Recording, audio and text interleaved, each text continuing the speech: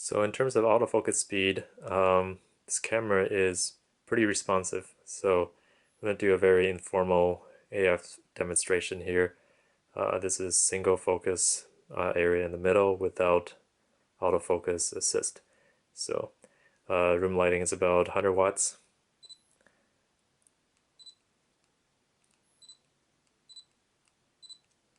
So it's pretty fast. It's contrast detection, of course.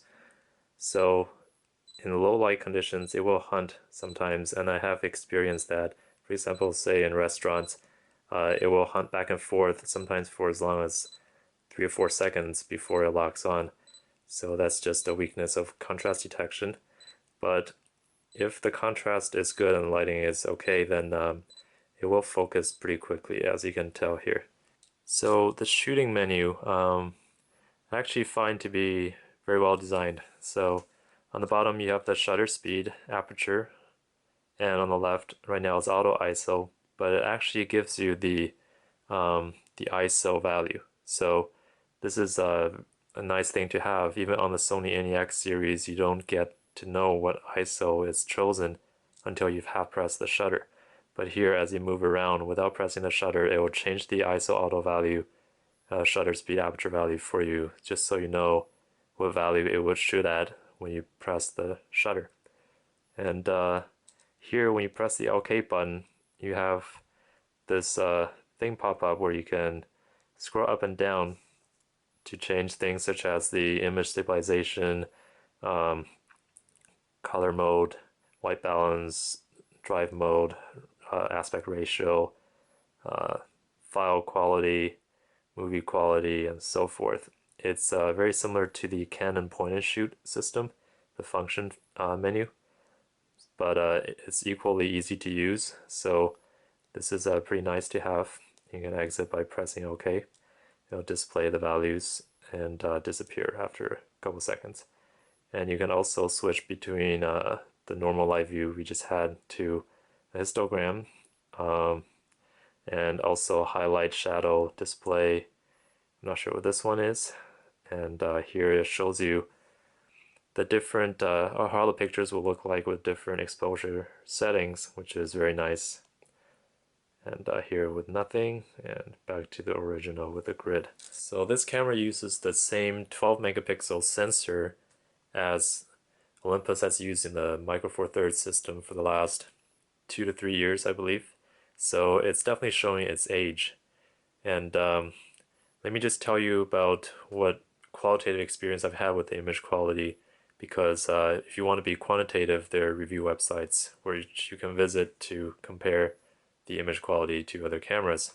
So from my experience, this camera has decent image quality when the lighting is good. So when you can shoot at ISO values below 400, the image quality is pretty good, and the colors are great, which is a signature of Olympus cameras.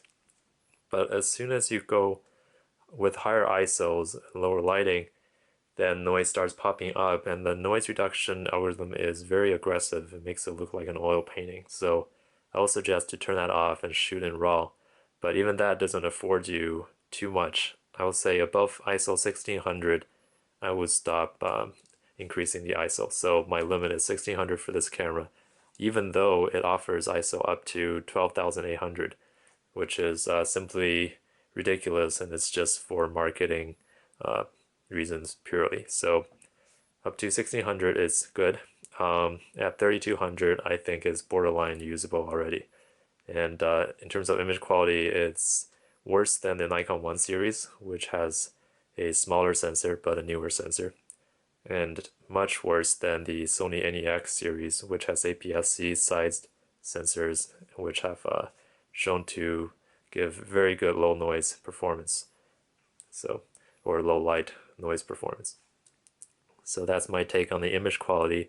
For day-to-day shooting outside, it wouldn't have any problems with it, but for indoor shootings, I would advise a different camera. So one thing that's a little out of place with this camera is with very few manual controls, very few buttons, you have an excessively long menu that you can change almost anything you want with this camera, like EV steps, display options, so forth. So you can access that by going to the setup menu and then enabling the menu display for setup.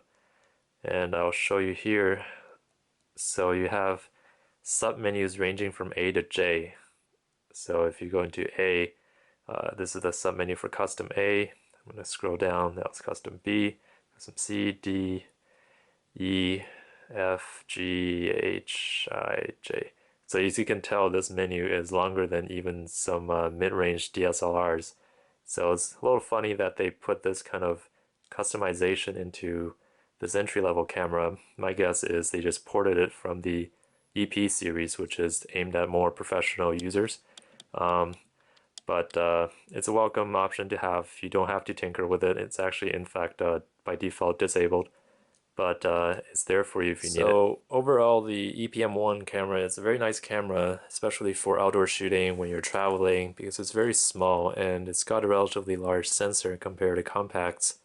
The fact that you can change lenses, for example, you can use the Olympus Super Zoom, which is not much larger, or the Panasonic Pancake 20mm 1.7. So it's very versatile. It's small. Image quality in good lighting is good. The menu system is extensive.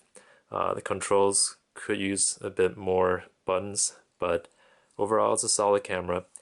But at its price right now of $425 to $499, I would say consider some other cameras, even in the same line. For example, the EPL2 has more buttons and pretty much the same sensor and same lens.